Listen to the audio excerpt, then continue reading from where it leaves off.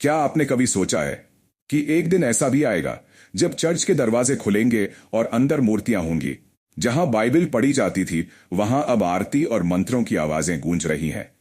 America में 7 church अब मंदिर बन चुके हैं और यह कोई साधारण घटना नहीं है। यह है एक चेतावनी, एक भविष्यवाणी का पूरा होना।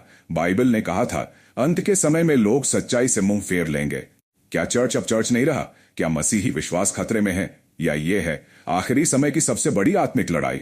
चर्च, मंदिर सब फ्यूज होते हैं।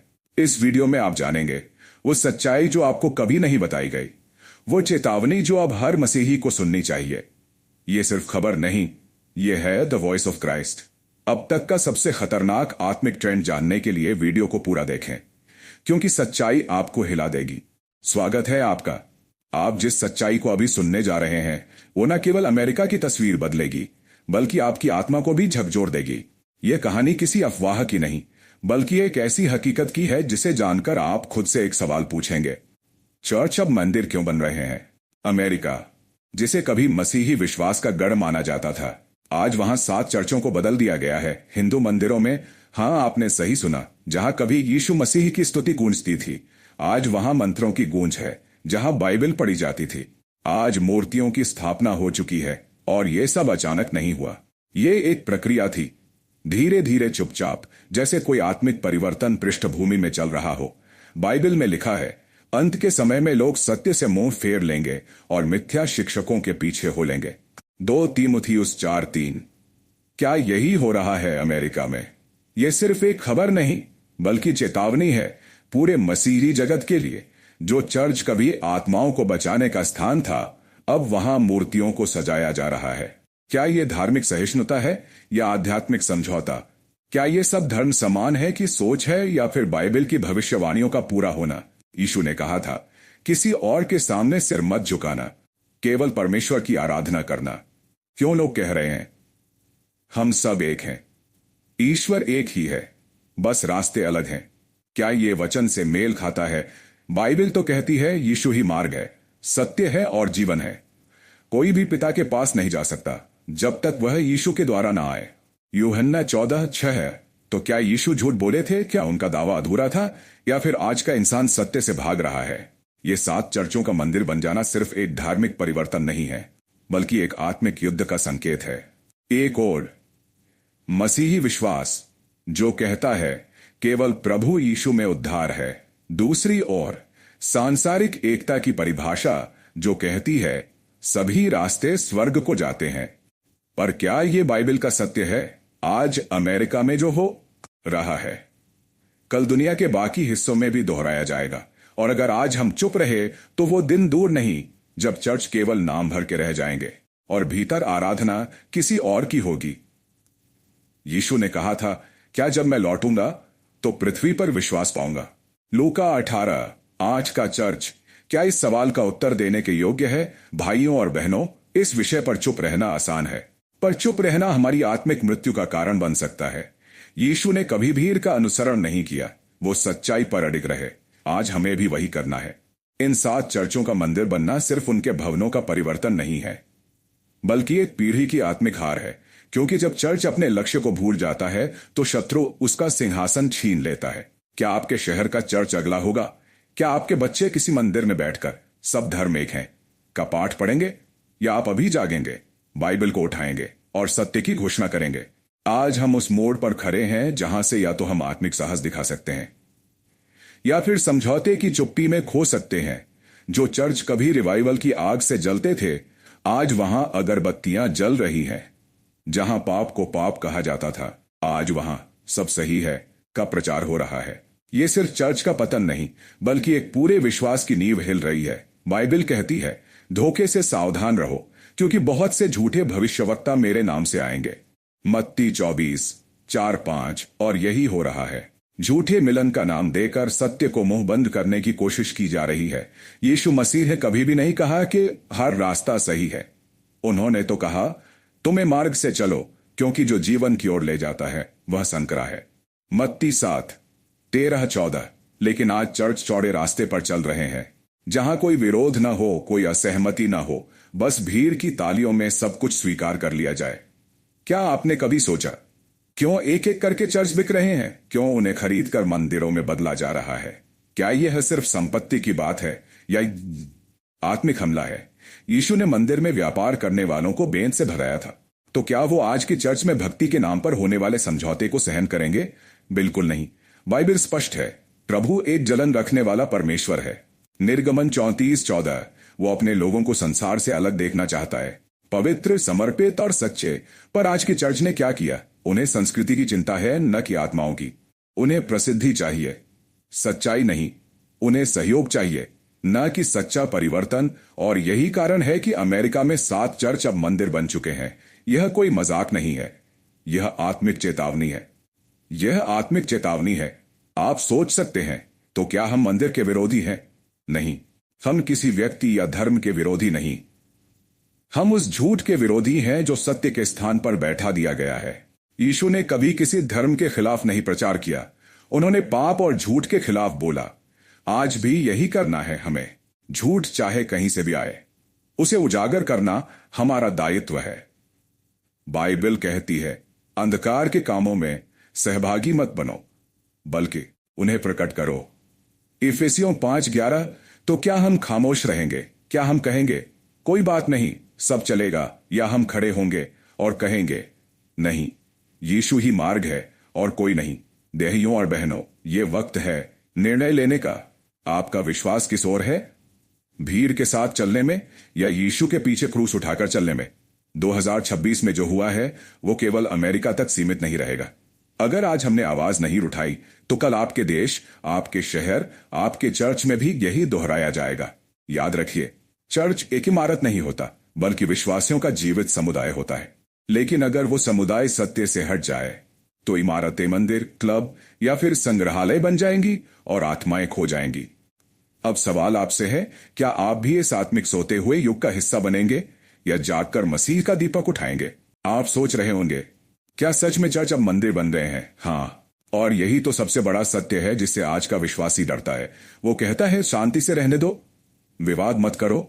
ईश्वर तो एक ही है, चाहे रूप कोई भी हो। लेकिन क्या बाइबल यही सिखाती है? बिल्कुल नहीं। बाइबल में लिखा है, कोई दूसरा नाम नहीं दिया गया है जिसके द्वारा मनुष्य का उद्धार हो सके, सिर्फ यीशु का नाम। प्रेरितों के काम 4:12। तो फिर चर्च में दूसरी मूर्तियों का प्रवेश क्यों? क्यों वहां आरती और घंटियां बज रही हैं? क्यों यीशु के स्थान पर दूसरे देवी देवताओं की प्रतिमाएं रखी जा रही हैं? क्या यह सर्वधर्म संभाव है या आत्मिक समझौता? यीशु मसीह ने कहा था, कोई 2 मालिकों की सेवा नहीं कर सकता। मत्ती 6:24। फिर हम किसके साथ हैं, यीशु के या संसार के? जब चर्च सत्य बोलने से डरने लगे, तो समझिए, चर्च अब चर्च नहीं रहा, वो बस एक इमारत है। जब मसीही समुदाय पवित्रता की जगह लोकप्रियता चुन ले, तो जान लीजिए, शैतान भीतर प्रवेश कर चुका है। और यही आज हो रहा है, चुपचाप, धूर्तता से, धार्मिकता के नाम पर। बाइबल हमें आगाह करती है, शैतान भी प्रकाश के स्वर्गदूत का रूप धारण करता है। 2 कुरिन्थियों 11:14। क्या आपको नहीं लगता वो आज भी चर्च के मंच पर खड़ा है, पवित्रता का मुखौटा पहनकर, लेकिन भीतर से पूर्ण अंधकार? जिस चर्च की दीवारों पर कभी क्रूस टंगा था, आज वहां त्रिशूल और घंटियां टंगी है। जिस वेदी पर कभी रोटी और दाखरस का भोज होता था, आज वहां फूल, प्रसाद और दीप रखे जाते हैं। आप पूछ सकते हैं, क्या हम असहिष्णु हो गए हैं? नहीं, हम सत्यनिष्ठ हैं। यीशु ने भी कहा था, मैं पृथ्वी पर शांति नहीं बल्कि तलवार लाने आया हूं। मत्ती 10:34। क्योंकि सत्य को स्वीकार करना हमेशा लोगों को असहज करता है। आज अमेरिका की 7 चर्च इमारतें मंदिरों में बदल गईं। कल ये संख्या 70 हो सकती है, या फिर 700। क्यों? क्योंकि विश्वासियों ने सत्य के लिए लड़ना छोड़ दिया। वे बस दर्शक बन गए, लाइव स्ट्रीम देखने वाले, बाइबल पढ़ने वाले, लेकिन जीने में शून्य। वे कहते हैं, हम मसीह के हैं, पर जब बात सिद्धांत की आती है, तो कहते हैं, सब एक ही ईश्वर है। भाइयों और बहनों, सच बहुत सरल है, लेकिन असहज भी। यीशु ने कहा, यदि तुम मुझसे लज्जा करोगे, तो मैं भी तुम्हारे विषय में पिता से लज्जा करूंगा। तो सुनिए, जो यीशु के साथ नहीं खड़ा, वो उसके विरुद्ध है। जो सत्य के पक्ष में नहीं, वो झूठ का समर्थक है। और जो चर्च अपने पहले प्रेम यीशु को भूल गया, वो जल्द ही उसका दिया बुझा दिया जाएगा। प्रकाशित वाक्य 2:5 2026 में जो हुआ है, वो सिर्फ अमेरिका के लिए चेतावनी नहीं, बल्कि पूरे संसार के चर्च के लिए है। क्या हम भी उस दिशा में बढ़ रहे हैं? क्या हम अपने चर्चों में बाइबल की जगह संस्कृति की किताबें पढ़ा रहे हैं? क्या हम प्रचार में यीशु का नाम कम और प्रेरणादायक बातें अधिक सुनना चाहते हैं? अगर हां, तो आप समझ लीजिए आध्यात्मिक समझौता शुरू हो चुका है। अब समय है आंखें खोलने का, क्योंकि ये जो कुछ अमेरिका में हुआ है वो संयोग नहीं है, बल्कि संकेत है, एक साफ चेतावनी कि प्रभु का दिन निकट है। यीशु ने कहा था, जब तुम इन बातों को होते देखो तो जान लो कि वह निकट है, द्वार पर है। मत्ती 24:33। और आज हम वही सब देख रहे हैं। धार्मिक भ्रम, आत्मिक पतन और सत्य का तिरस्कार। एक ऐसा समय आ गया है जहां चर्च अब मसीह का नहीं बल्कि हर किसी का बन रहा है, जहां न कोई सत्य है न कोई झूठ, बस एक समझौता है जो आत्मा की कीमत पर किया जा रहा है। आप बताइए, क्या यीशु ने समझौता किया था? क्या उन्होंने सच्चाई को छिपाया ताकि लोग न नाराज हों? नहीं, उन्होंने कहा, मैं मार्ग हूं, सत्य हूं और जीवन हूं। मेरे बिना कोई भी पिता के पास नहीं जा सकता।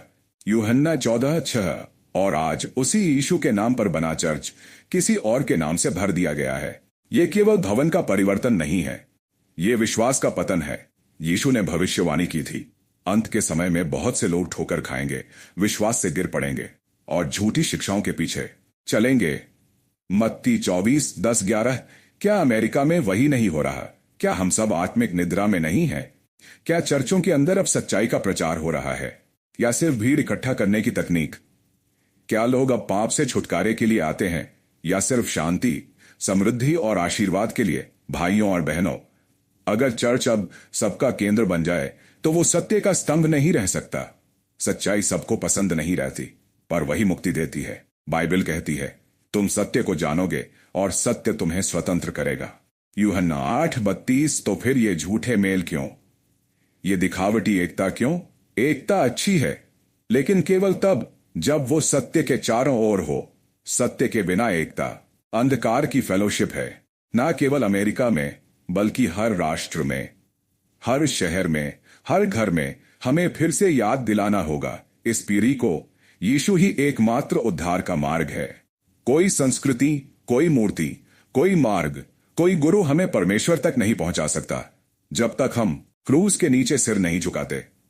हमें समझना होगा, जो आज अमेरिका के चर्चों में हुआ वो कल भारत, यूरोप, अफ्रीका में दोहराया जा सकता है, क्योंकि शैतान की रणनीति एक ही है, चुप कराओ सत्य को और स्थापित करो समझौते को। लेकिन यदि आज आप और मैं खड़े हो जाएं, तो एक नई जागृति आ सकती है। यह आशु फिर से अपने चर्च को जगा सकते हैं। बाइबल कहती है, यदि मेरे लोग जो मेरे नाम से पुकारे जाते हैं दीन होकर प्रार्थना करें और मेरे दर्शन की खोज करें और अपने बुरे मार्गों से फिरें, तो मैं स्वर्ग से सुनूंगा और उनके देश को चंगा करूंगा। 2 इतिहास 7:14। तो आइए, अब पश्चाताप का समय है, प्रार्थना का समय है, आत्मिक युद्ध का समय है, क्योंकि चर्च मंदिर बन जाए इससे पहले कि चर्च पहचान खो दे। हमें खड़े होना होगा। अपने घर को फिर से आराधना स्थल बनाइए, अपने बच्चों को फिर से बाइबल पढ़ाइए, अपने जीवन में फिर से पवित्रता को प्राथमिकता दीजिए, क्योंकि समय निकट है, प्रभु का दिन बहुत पास है। और यदि आप और मैं अब नहीं बोले तो पत्थर चिल्लाएंगे। और अब अंत में, यदि आपने इस संदेश को दिल से सुना हो तो कमेंट में जरूर लिखें, मैं यीशु के पक्ष में खड़ा हूं। और इस वीडियो को ऐसे फैलाइए जैसे किसी आत्मा की आग बुझने वाली हो और आप उसके लिए आखिरी मशाल हो। अगर आपने आज का यह संदेश ध्यान से सुना है, तो अब आप जान चुके हैं कि यह सिर्फ अमेरिका की कहानी नहीं है, यह एक आत्मिक भविष्यवाणी है जो पूरी दुनिया पर लागू होती है। आज चर्च के दरवाजे किसी मंदिर के लिए खुले हैं, कल आपके दिल का दरवाजा किसके लिए खुलेगा? यीशु ने कभी भी धर्म नहीं मांगा, उन्होंने सिर्फ एक चीज मांगी, आपका दिल, आपका दिल, आपकी आत्मा, आपका सच्चा समर्पण। तो अब सवाल आपसे है, क्या आप भी इस आत्मिक समझौते का हिस्सा बनेंगे, या आप सत्य के लिए खड़े होंगे? अगर यह संदेश आपके दिल को छू गया है तो इसे यहीं मत रोकिए, इसे हर मसीही तक पहुंचाइए। शेयर करिए, कमेंट करिए और यीशु के पक्ष में आवाज उठाइए। कमेंट में लिखिए, मैं यीशु के लिए खड़ा हूं। और इस वीडियो को एक आत्मा तक जरूर पहुंचाइए जो सच्चाई से अनजान है, क्योंकि यह सिर्फ एक वीडियो नहीं था, यह थी द वॉइस ऑफ क्राइस्ट।